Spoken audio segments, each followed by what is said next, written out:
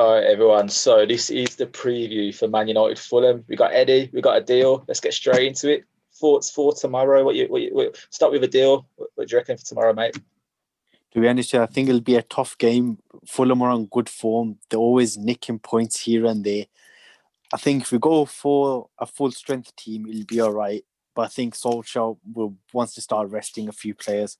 They looked a bit laggy recently, a bit tired. It could be a perfect opportunity to rest some players. I think Solskjaer was saying today as well, we still haven't got our results for COVID. So hopefully nothing bad comes from that. But I think he'll give Bruno a rest tomorrow. I think he'll play Van der Beek, Greenwood possibly as well. Because I see we've got Liverpool in the FA Cup on Sunday. I think he'll want to play a first team there. So he'll rotate the squad, but we should have enough to win the game, get the 3 points, and keep this momentum going. See, Eddie, right? You got quite a lot of flack from some of my friends that I sent a video to, and a couple of people online questioning you about Bruno. But what's your prediction for tomorrow? What's your thoughts? Well, I mean, first of all, obviously your friends who are entitled to their opinion, but the facts speak for themselves. I said it before the match that Bruno should have been dropped. Yeah. Bruno didn't perform in that match, so was I wrong? To be fair, I don't know if you watch, if you listen to much of TalkSport, but Jamie O'Hara kind of went with what you said, that in big games, Bruno, he's not really turned up as much. He has turned up to a few big games. I remember the pass that you gave to Martial last season against City for on the free kick. But I get what you're saying. In big games, he's got to do more. That's a fair point. And I think probably the bigger concern was he to me, it felt like he was in poor form going into the match. And I think in the commentary, Gary Neville said that if this wasn't Liverpool, the name Liverpool, United would be more expansive, coming out more forward. And it felt a bit like we're playing Fernandes because of his name and what he's done previously, not what he's doing now. Yeah. Which is why I felt at that time he should have been dropped, and I stick by that. And like I said, if you look at his performance, I think I was justified with that comment. But that's sorry to interrupt you. 1-0 Leicester against Chelsea. I'm not sure the person's name, to be honest with you. Okay, thank you for your poor commentary there. Just keep you updated.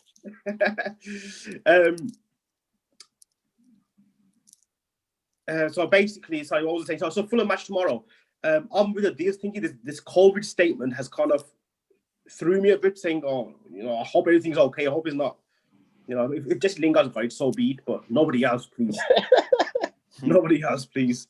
I think everyone knows my feelings towards Jesse Lingard, and if you're not aware of what my feelings are, please go to his Facebook page and see my comments, which I leave on there on a regular basis. Don't go there. don't go there. And for the record, it was Ndidi who scored.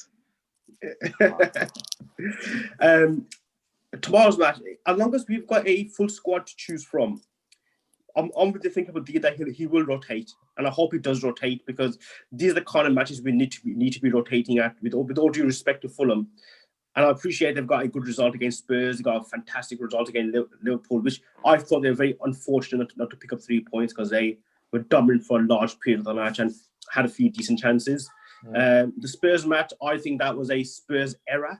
As Spurs seem to be dropping deeper and deeper and deeper, we're inviting trouble, and a simple cross and a simple header, so it wasn't anything too complicated. Chelsea were absolutely awful.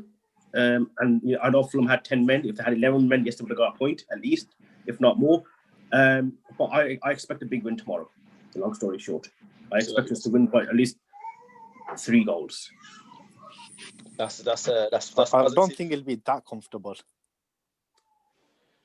Well, if you look at I don't want to blow my own trumpet here, but I will. Last week when we spoke about the Man City match, go look at the video. I said we were going to lose. I was not confident at all, and I was the only one who said I was not confident. And Man City, taught us a lesson. I then spoke about how Fernandes should be dropped. He laughed at me then. So go ahead, Mr. Octopus. Give us your scoreline prediction for tomorrow. I'm going to say 3-0 Manchester United. Eddie, what are you going with? I think it'll be much closer than that. I think 2-1 United, personally. I'm still not confident on the defence. It always feels like every time any team attacks us, we could concede at any moment. We've had 2 clean sheets on the road, away to Burnley and away to Liverpool. But even in those games, you feel like any time they attack our defense or get at us, we just look a bit shaky. But hopefully, keep a clean sheet tomorrow and move on from there, really. But hopefully, I think we'll get the 3 points. I think we'll get the job done. We've got the momentum. There's no reason why. Here's a question for you two lads, right? Do you know the last time we lost to Fulham away? Fulham away. 3-0, wasn't it? Are we home tomorrow or away?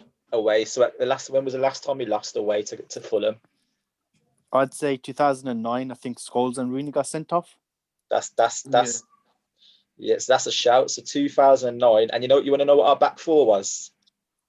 I think Carrick was playing in defence. Carrick was at centre back with Delat, Fabio, Evra, Kushak, and even Gibson was in that team. So mate, it was an atrocious team, mate. Atrocious. Must have been resting for a Champions League game. And I think at the time it was like a Christmas fixture, so we had like an injury crisis at centre back. Yeah, we did. But yeah, 3-0, we ended up losing that game. That was the last time. Yeah, I mean, I can't see our squad being stretched. Like I said, this COVID. Anything can happen with COVID at the moment. I can't see our squad being stretched in the sense that we're paying, Matic or McTominay at centre back. No, I think we're quite enough. We'll be all right. We'll be all right. So now that you've had a couple of days to obviously look back and reflect and hear what people have said, any disappointment coming away from the Liverpool game? Yeah, definitely. I think decision making once again has cost us. It's cost us, in a couple of games where we've had these half chances where other teams make into full chances. I think the Rashford one where could have put Cavani through. Decision making there was kind of poor. Obviously, Fernandes and Pogba had the best chances of the game. Mm-hmm. Fernandes did all right in his left foot. Pogba, should have scored really, and we would have been happy with the 3 points. But I think in the context of things, we got a point, we got a clean sheet away from home at the Premier League champions. I think long term it'll be a very good point for us. What about you, Eddie? What do you think coming away from it now? I still think we should have won. I think I'll say before I was saying I think Oli bottled it by not dropping Fernandes. I still think that if we had Pogba in the middle and Dan James maybe on the right, I think we're winning that match because Liverpool were there for the taking. Mm-hmm. Their best player and probably the best player on the pitch, in my opinion, was probably Thiago. And I think just with Fernandes not marking him properly made him probably look better and be more influential. I think Thiago looked good in the first half. I don't think he was great in the second half, but that's as a team we grew. And this goes back to the Gary Neville comment of where we're playing Liverpool, we're playing the name rather than the team. The team in front of us was there for the taking, and we did have a couple of chances. And I can't really blame any of the players for missing those chances because with Fernandes, there's only a very little gap. There's a lot of defenders around that he could hit into, and it was low, it was on target. He did everything right. Pogba was on the half volley. You see players hit those, way over the crossbar or slice it. He had a good connection. He was just very unfortunate that he was literally straight at the keeper, 3-4 yards either side, and we're coming away with the win. Mm-hmm. I think you were going on about Thiago running the show, but I feel like he was going past Fred and McTominay with ease. He was just doing a step over and he was going them. So I think that's something that we do need to improve on. What's the solution? Don't think Matic is long term. No, Van der Beek isn't really a DM. Do we change formation?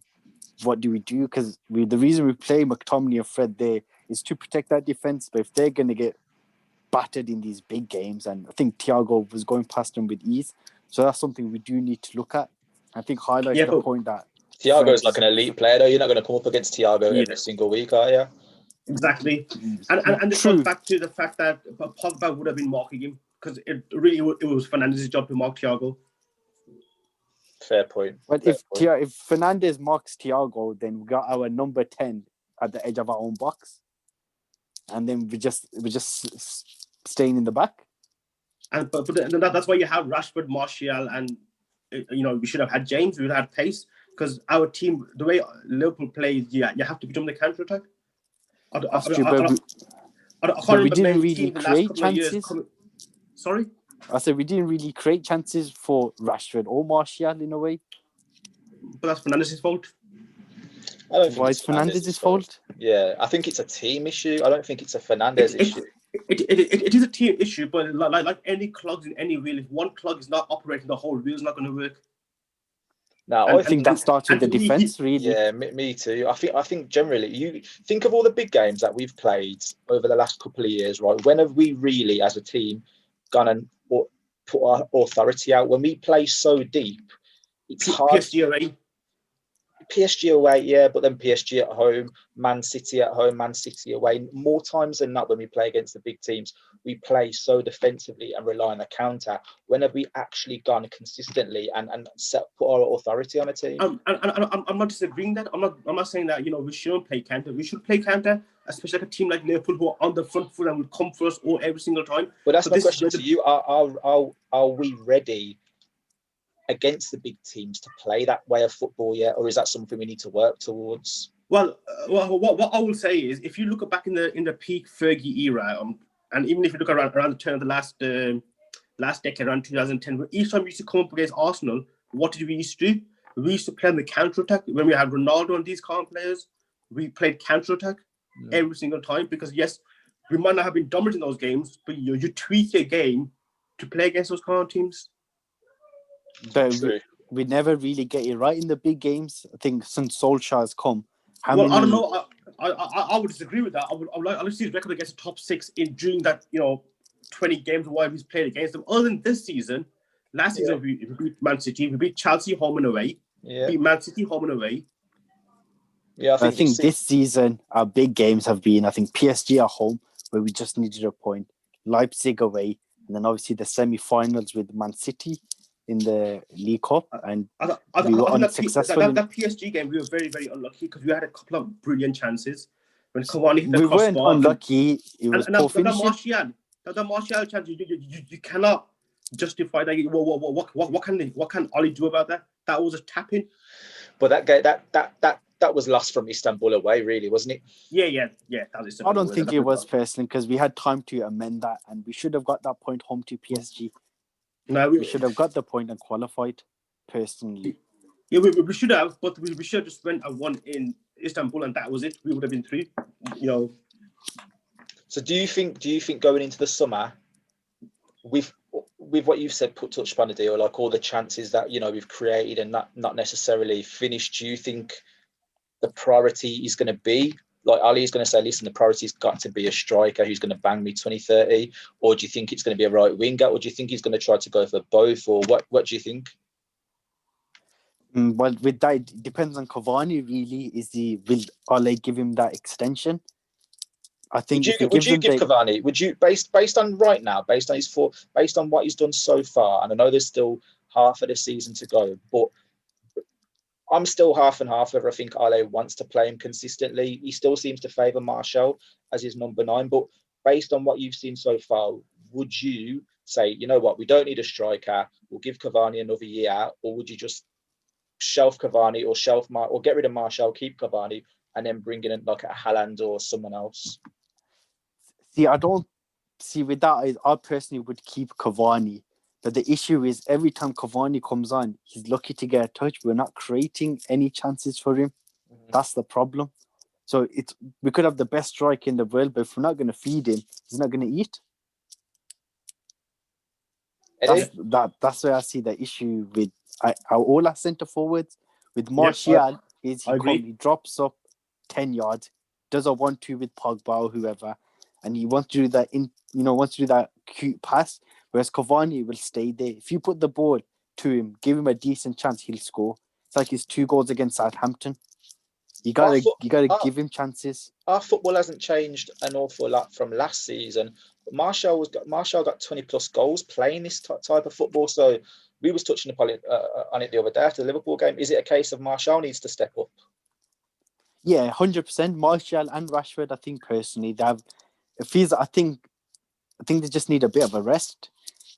And I think June, when the end of the last season, they were playing non-stop in the Premier League and then the Europa League. Then they had 2 weeks off, and then the new season's kicked in. And Solskjaer's his neck is on the line every game, more or less. So he has to play his strongest team or what he believes is the strongest team. And these players look shattered. And then once this season ends and Euros, hopefully, we could be in the same situation next year because these players, though they're humans after all, and I think we can see the effect on Fernandes personally. He looks like he needs a good 1-2 weeks rest. He needs just a little break just to rest the legs. So going into tomorrow, obviously we had your brother's prediction and Jam's prediction in terms of like predicted lineups. What would be your lineup for tomorrow? I think I'd have De Gea in goals. Yeah. I wouldn't want to see Henderson starting in a Premier League game, not yet. I don't have that faith in him yet. I think he'll start him against Liverpool, but I feel like 3 points is the most important thing right now. So I'll have De Gea in goals, Wan-Bissaka, Bailly, Maguire, and I think Telles as well. Give Shaw a bit of a rest. Then I think play Matic, just the one CDM. Yeah. And then you've got Van der Beek. Personally, I think he'll play Greenwood, Cavani, Rashford, and maybe like a Mata just between the pockets. Nice. Okay. So you'd rest Pogba and you'd rest Fernandes. I'll rest them. Have them on the bench if worst comes to worst. But we should be beating the likes of Fulham with, not a second teams, but we should be beating them regardless. We shouldn't be playing our best players like Liverpool. I see your brother shaking his head, Eddie. What's the shakes for? Well, the shakes for is the lack of energy in the middle of that park. Mata, Van der Beek, and Matic. Okay. We're not quality-wise, Fulham are not on our level. I think we can all agree that with all due respect to Fulham. But they're workers. They will outwork that midfield there. You need a bit more. That's why you just need the quality pass. Which is why I think he won't play Mata. I don't think the team is far off. I think instead of Mata, he'll play Scott McTominay. And I think that's what he should do. I'm still not... My concern still is with Greenwood, Rashford, Martial, these kind of players, and did allude to earlier on. Yes, they drop deep. Now, Martial does actually make some very good runs, but the passes are just not there. And my concern being is we're playing too much sideways, slowly, safe passes. A lot of these runs are very, very good runs, and they're very fast players. Hit the ball over the top, let them run onto it. And that's one of my concerns. And same with Cavani, he's making this fantastic movement.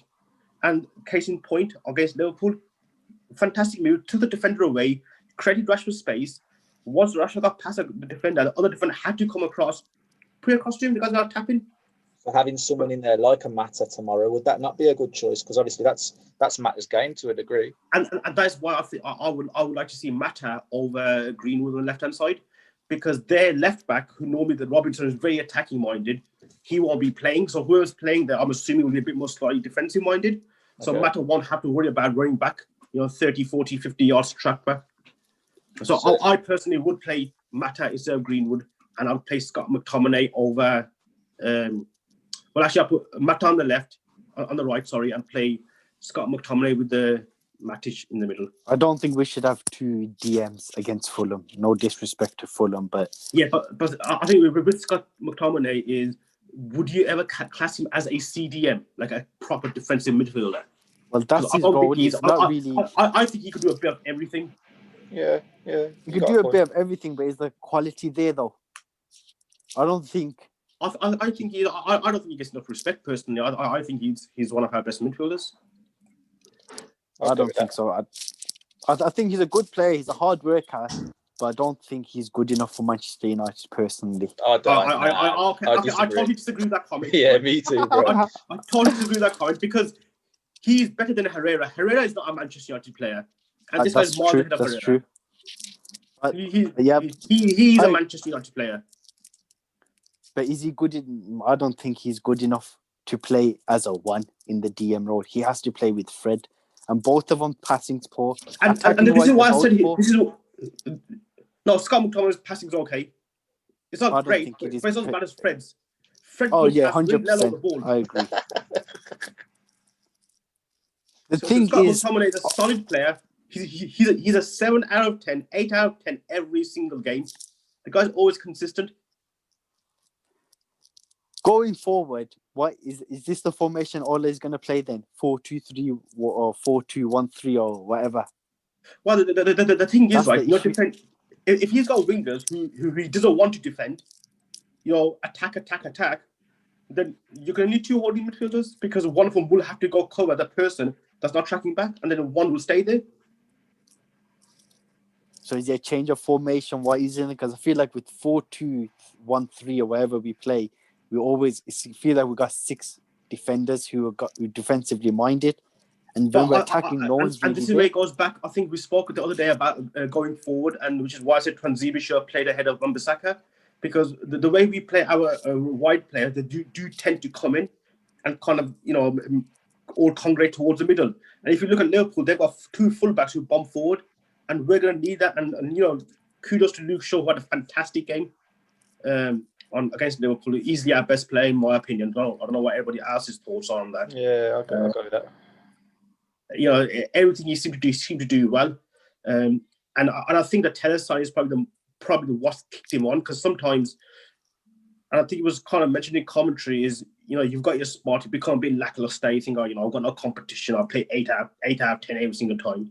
But then when you have competition, you think, oh, well, hang on, I'm doing it to up my game. It feels like that's happened to him. And I think crossing-wise, I don't think he's nowhere near Telles, because Telles' crossing that I've seen from the few games he's played has been absolutely awesome. He's a different kind of player. He's a power player who will run down the byline and then hit it low and hard across the face of goal. And I just hope that form continues. So do you think it was wrong to get rid of Dalla or say ship him off to Milan, whereas Wan-Bissaka doesn't need that competition? And attackingly, it doesn't look like he's improving, to be honest with you. He's not improving at the moment, but I think what we seem to be forgetting is that, number one, he didn't choose our price tag. That was agreed between the clubs. There was nothing. I didn't mention the price tag is by his attacking ability. No, but what I'm saying is, if you look at his age, he's still young. He's developing. You can't just say after a season and a half, he's not going to develop any further. I think this is second or third season with us. I think it's his second season with us. Second season. So you have to give him time to develop. A lot of his time, you know, has been spent actually defending because of the way we play. He needs to learn. He needs to practice. I'm sure Ollie's got that in his plan to improve his attacking abilities. And there were a few moments in the game where he was coming forward. Obviously, the quality isn't there at the moment. But like I said, at the moment, it's important. As long as he keeps trying, we'll continue. And well, Basaka was apparently a winger through the academy, but for me, every time he goes forward, he just looks. He looks autistic. Yeah, he just looks like he doesn't have a clue what he's doing. Defensively, he's great, but I don't think Ole fancied a lot.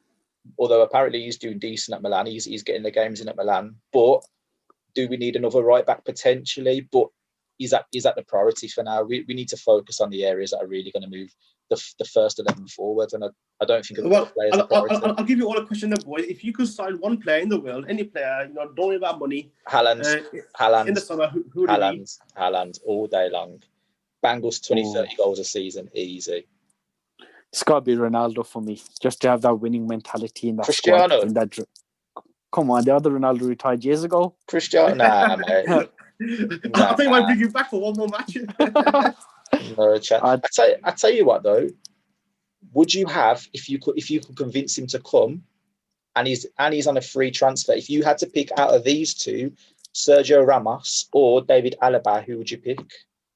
It's got to be Ramos. Well, Alaba's agreed to a contract with Real Madrid, hasn't he? So that's not the option. Has he agreed it then? Not confirmed. Okay. If you had to Here pick we go. one, if you had Here to we pick go. one, what about you, Eddie? If you had to pick Alaba or bear in mind Alaba's only 28, Ramos is coming up to 35. Yeah, me Alaba personally. I just think Ramos has got a temper on him, which would not be good for our team, considering we can barely play with 11, let alone 10 players. I personally don't think he is that good. I agree. I've never been. I'm not a fan. Yeah, me neither. I've never rated him world class. No, not that way. Yeah. So To be honest with you, he's a world-class player. He's a World Cup winner. He's a Euros winner. He's a Champions League winner. He's done it all. He's got that mentality. He's a leader in the dressing room, and that's what we need. Our players, Yeah. when they're deflated, we need someone to bring them up. but we had that with Zlatan. We've got that with Cavani. We've had these like stopgap big names to come in and give the boost. Now it just gets to the point where these players just need to step up. Do you know what I mean? True. Yeah, I mean, we need someone who's going to come in and be here for a few seasons, not for like a season and a half, 2 seasons, for a good 3-4 seasons to mold the club in the correct way. And Fernandes is doing that. You can see by his attitude on the pitch. Although the one thing I'm really concerned about Fernandes is that he's picked up quite a few bookings for dissent recently, which kind of coincides with his dip in form. So is he angry at the ref or is he angry with himself? Potentially a bit of both, but what about, to answer your own question, who would your dream signing be if money wasn't an object? I think probably would be Haaland. Yeah, it would be. But I think we would need to change some of the dynamic in the team. We couldn't play the way we're playing and get him in. The thing is, how we play like a slow style of football and him not getting the service, I think he'd bully. I think he's quick, he's powerful, he's got everything. Like he could literally bully his way, get the ball and bully through teams. He's that good. But the problem you have with that is that's why if you look at the time Rashford and Martial, they don't pass the ball because they try to do the same thing, just try to run through people. And this is not Germany. This is England. Made people leave one on you here. Have you seen the size of him, mate? He can take it, bro. He looks like that man out of what was his name out of Rocky? The Russian guy, Ivan Drago. Mate, he's built like Drago. He dies. Exactly, mate. There'll be plenty dying. He's a monster. I think we personally need a change of formation. I don't think this formation is our best formation, but I think the issue is once again goes back to the defense, and the defense can't be trusted. Yeah, I agree. So I think if anything, we need hold the whole squad because it's not good enough. Nah, not at all. The squad. It's just the formation. But to change the formation, you're saying the defense is not good enough. You don't need a brand new defense, aren't you? But I think at the start of the season, he tried to play the one defensive midfielder, didn't he? And it didn't work.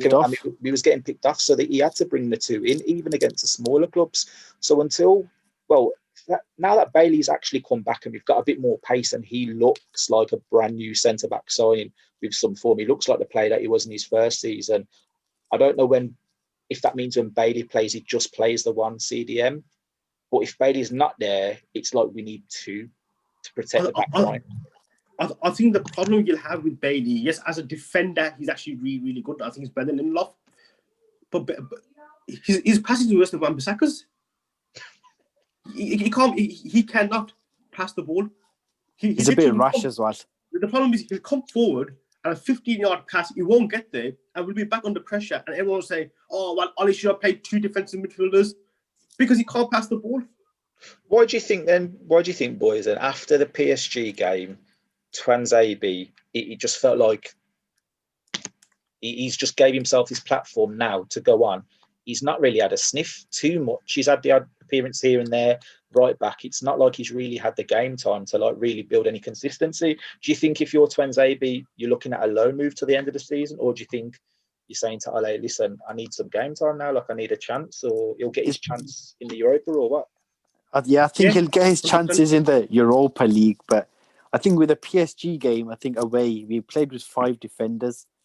He's got 2 other people to help him defend. So I think that's why it made him look really, really good. But as a back 4, when there's just 2 of them, I don't think he's that good, or he's not ready for that level yet. He's had a couple of loan spells. I think he was at Villa.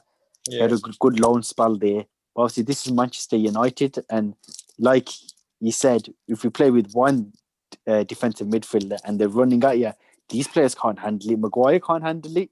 Tuanzebe can, though. Tuanzebe's an athlete. He had Mbappe in his back pocket in that game, and he matched him for pace as well. I think just for pace, Solskjaer put him in really. That's all that he's good for at the moment. I don't think he has a future at the club. Not for first team anyways. Interesting. I don't think we've seen enough of him to say that he hasn't got a future at the club. It's not like Jesse Lingard who's been given chance after chance after chance and just keeps flopping. This guy hasn't been given a proper chance at the club. If he plays your 10, 12 games consistently, and we can't see any kind of development, any kind of improvement, then yeah, you can say, well, you know what, he's not a United player. But I don't think this guy's been given a chance. His issue's also injuries as well, though, isn't it? He's injured a lot. Yeah. But I think what you'll do that you'll get that naturally with people who are fast. We got him with Giggs when he was younger. Yeah. Because obviously the thigh muscles. I'm not a doctor, but they go quicker. A lot of hamstring injuries, a lot of muscle injuries because the athletes they probably got more elastic kind of muscles in there.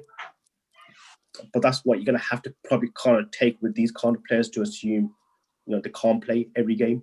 Bailly can't play every game. I think that was proven. The thing with the Bailly situation is he'll play Bailly and one defensive midfielder against the small teams like with the Fulham, whereas the big games where Solskjaer tends to defend, he'll play Lindelof because they sit back and with the two defensive midfielders. Because I think Tariq was saying before, I think Idris was saying before, Bailly comes out and he tries to pick out the pass. Again, the small teams, we just few feet once they get near our box really. And Rashford and Martial are scared to head as well, which gets me angry. We got our strikers are scared of the ball, or they don't want it to hurt their head. Yeah, I watched that a few times as well. They turn their back and stuff like that. They don't jump. Yeah, they always try to be smart to say, "Oh, look, the defender will come. He's going to bounce over him. I'm going to get the ball. I'm going to look really clever." But the ball doesn't bounce over him, and then we're back under pressure. And I think that's why we played that kind of passing game when we're like tight in the middle, because there's no point, anyone putting a ball in. They're not gonna go attack it or anything. Whereas Cavani will, but we can't put a decent ball in the box for him. Well, here's a question for you boys.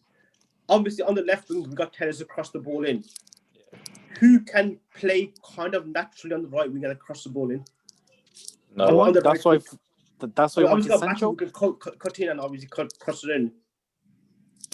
Maybe Diallo when he gets given a chance. Is Mark Albrighton available by any chance? Does anyone know? Get him in. But I'd say at the minute, no one springs to mind. To be fair, no one.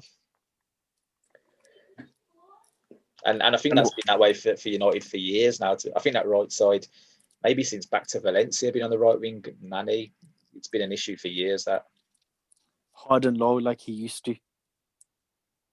Yeah. Or the little chip towards the far post that he used to do. Yeah. And we used to complain about that as well. We used to think that's not good enough. We'll take that now. Yeah, we love it now. Man. So what's your predictions for tomorrow, Tariq James said? I think it's going to be a tough game. I think I'm going to go with you, Adil. I think it's going to be tough. I think there's one goal in it. I think Fulham are playing too well for it to be easy. Plus, they've had the extra day's rest as well. I know they've got a couple of suspensions, but everyone's always up for playing Man United, aren't they? Yeah, it's like a final, like Fergie used to say. And Scott Parker as well. He's a bit of a lad, so he'll get him motivated. So I'll probably go with you 2-1 or 1-0 United. Either way, if we can win by a couple of goals, great. But I think we'll still have to work for it. I don't think it'll be an easy game. And it wouldn't surprise me if he goes with the same 11 from Anfield, and then come the FA Cup, he plays a weakened team in that game because I think he'll prioritise the league over the FA Cup. Is it tomorrow that if they get a booking, they'll miss the FA Cup game? Is it? I think so. Is it? No. So if they get a booking in the league, they don't miss cup games no more. They'll miss Sheffield United next Wednesday. Oh, okay. Which, in all fairness, he'd probably not mind taking that because the game after is Arsenal.